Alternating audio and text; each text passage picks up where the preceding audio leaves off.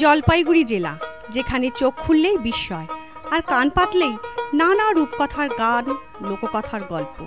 জেলার ধূপগুড়ি পঞ্চায়েত সমিতির ছোট্ট গ্রাম পঞ্চায়েত গধেয়ার কুঠি।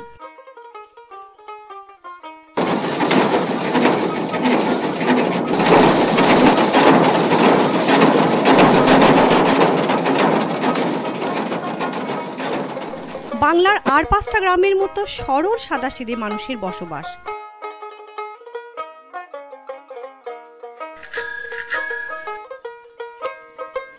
লোক সংখ্যা আনুমানিক 22,000।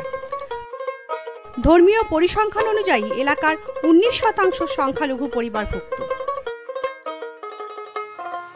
মূল জীবিকা কৃষিকাজ।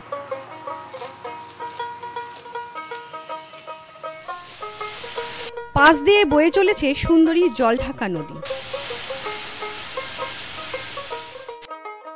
উর্বর মাটিতে প্রচুর ফসল হয়। সারা বছরই মাঠ ভরা থাকে কোনো না কোনো মরশুমি ফসলে। কৃষিজীবী মানুষেরা তাদের উৎপাদিত ফসল খুব সহজেই পৌঁছে দিতে পারে ধূপগুড়ি কিংবা ময়নাগুড়ির পাইকারি বাজারে। স্থানীয় মানুষের সরল হাসি প্রমাণ করে তাদের মানসিক স্বাচ্ছন্দ্যের।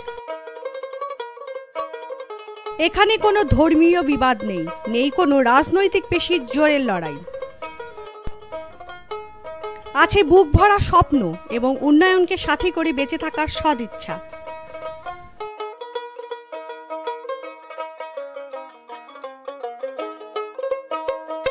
এখন বর্ষাকাল,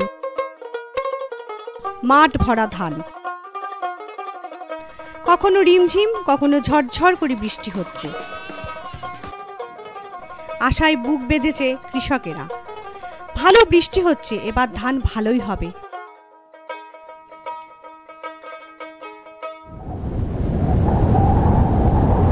কিন্তু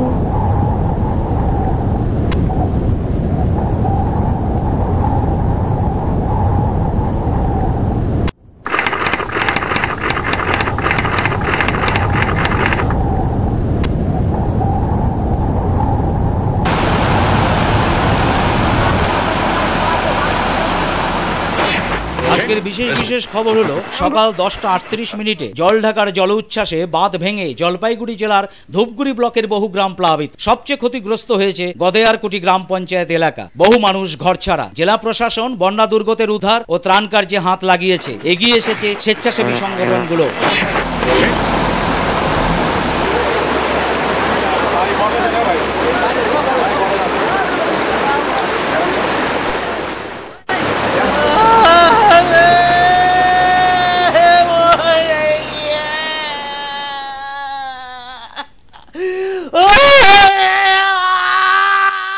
উত্তরবঙ্গে বন্যা পরিস্থিতির উন্নতি হয়ে জলমগ্ন গ্রামগুলি থেকে জল নেমে গেলেও নানা ধরনের জলবাহিত রোগের প্রকোপ দেখা দিয়েছে। জলপাইগুড়ি জেলা প্রশাসনের পক্ষ থেকে জানানো হয়েছে,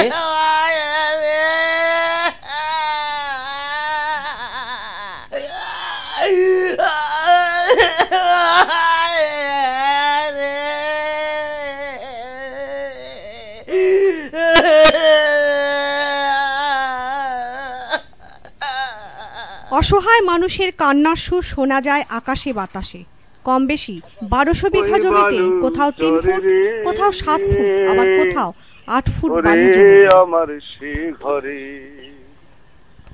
সে ঘরে ভাঙন লেগে গেল